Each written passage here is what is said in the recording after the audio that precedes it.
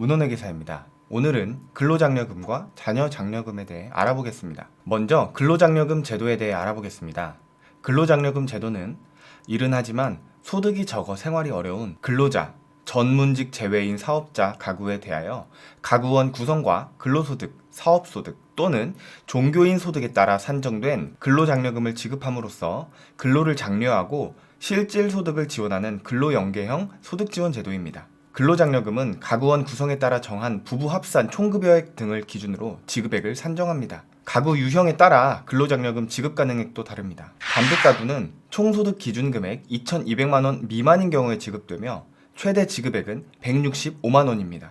헛벌이 가구는 총소득 기준금액 3,200만원 미만인 경우에 지급되며 최대 지급액은 285만원입니다. 맞벌이 가구는 총소득 기준금액 3,800만원 미만인 경우에 지급되며 최대 지급액은 330만원입니다. 근로장려금은 총급여액 등에 따라 지급액이 달라지며 지급액은 다음과 같습니다. 단독 가구의 경우 총급여액 등 0원에서 400만원 구간에서는 지급액이 최대 165만원까지 증가하며 총급여액 등 400만원에서 900만원 구간에서는 지급액이 165만원으로 고정되며 총급여액 등 900만원에서 2200만원 구간에서는 지급액이 점차 0원까지 감소합니다.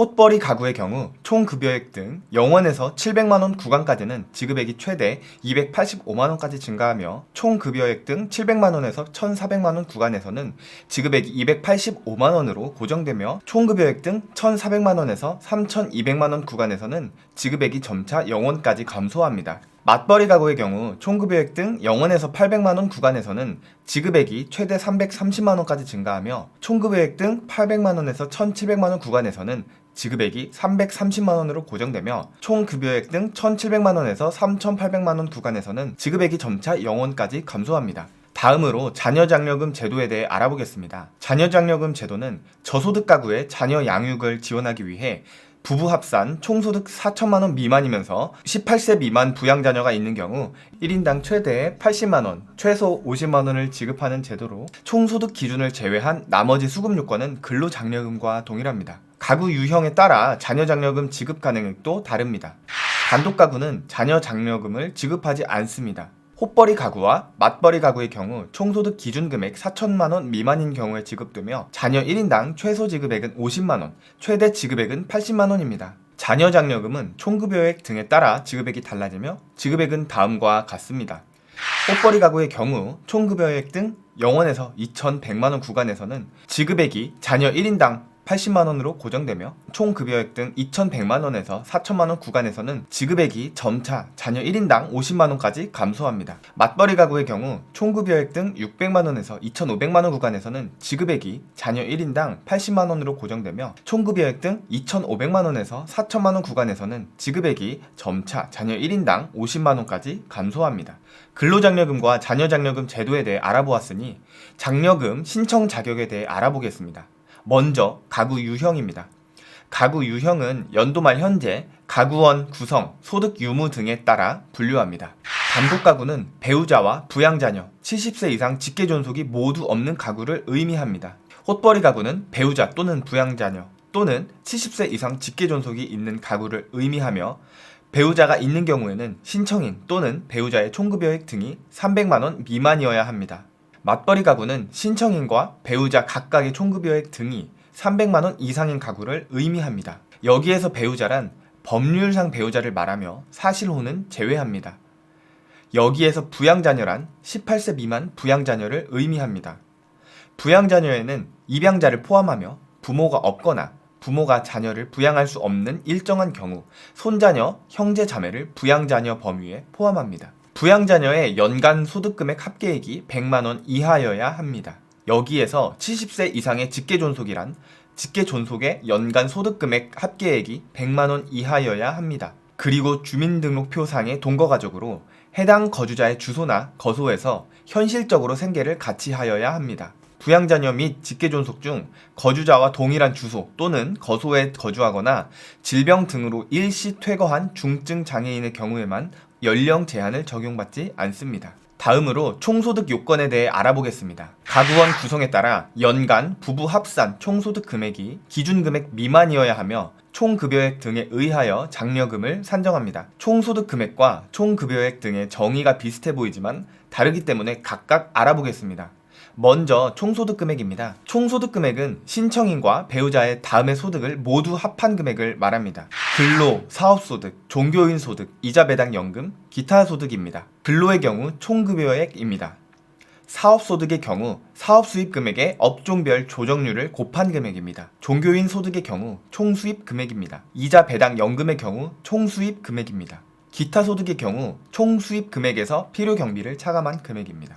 총급여액 등은 거주자와 배우자의 상기 1, 2, 3만 합한 금액입니다.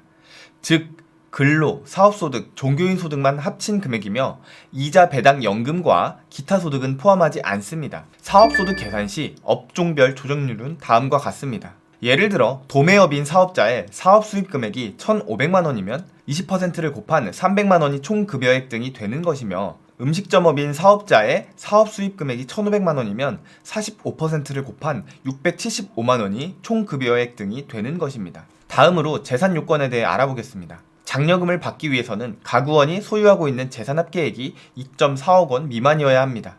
재산가액 산정 시 주택, 토지, 건축물, 시가표준액, 승용자동차, 시가표준액 영업용 제외, 전세금, 금융자산, 유가증권, 회원권, 부동산을 취득할 수 있는 권리 등의 합계액으로 부채는 차감하지 않습니다. 주택은 간주 전세금, 기준시가의 55%와 실제 전세금 중 작은 금액, 상가는 실제 전세금으로만 평가, 거주자와 그 배우자의 직계존비속, 그 배우자 포함으로부터 주택을 임차한 경우 그 해당 주택의 기준시가의 100%를 적용하여 평가한 금액, 임차계약서 금액 적용 배제합니다. 위 요건을 모두 충족하는 경우에도 다음 중 어느 하나에 해당하는 경우에는 근로장려금을 신청할 수 없습니다. 연도말 현재 대한민국 국적을 보유하지 아니한 자, 단 대한민국 국적을 가진 자와 혼인한 자, 대한민국 국적에 부양자녀가 있는 자는 제외합니다. 연중 다른 거주자의 부양자녀인 자, 거주자, 배우자 포함이 전문직 사업을 영위하고 있는 자, 다음의 경우 장려금 산정 금액에서 감액 및 체납 충당됩니다.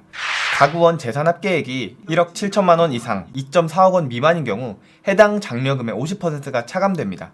기한 후 신청의 경우 해당 장려금의 10%가 차감됩니다. 소득세 자녀세액 공제와 자녀장려금을 중복 신청한 경우 지급액에서 자녀세액 공제 해당 세액이 차감됩니다. 국세 체납액이 있는 경우 지급액의 30%를 한도로 체납액에 충당됩니다.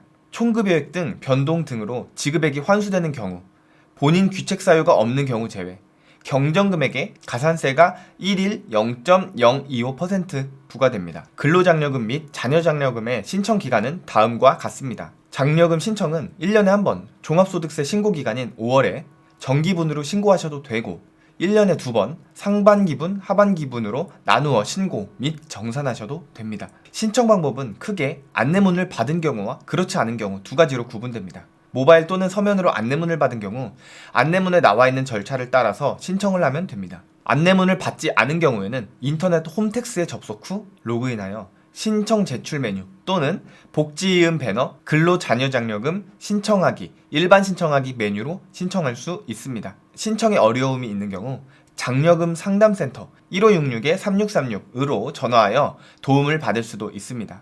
여태까지 근로장려금과 자녀장려금에 대해 알아보았습니다.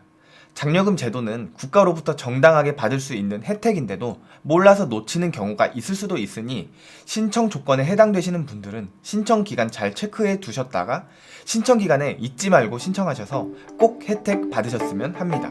시청해 주셔서 감사합니다.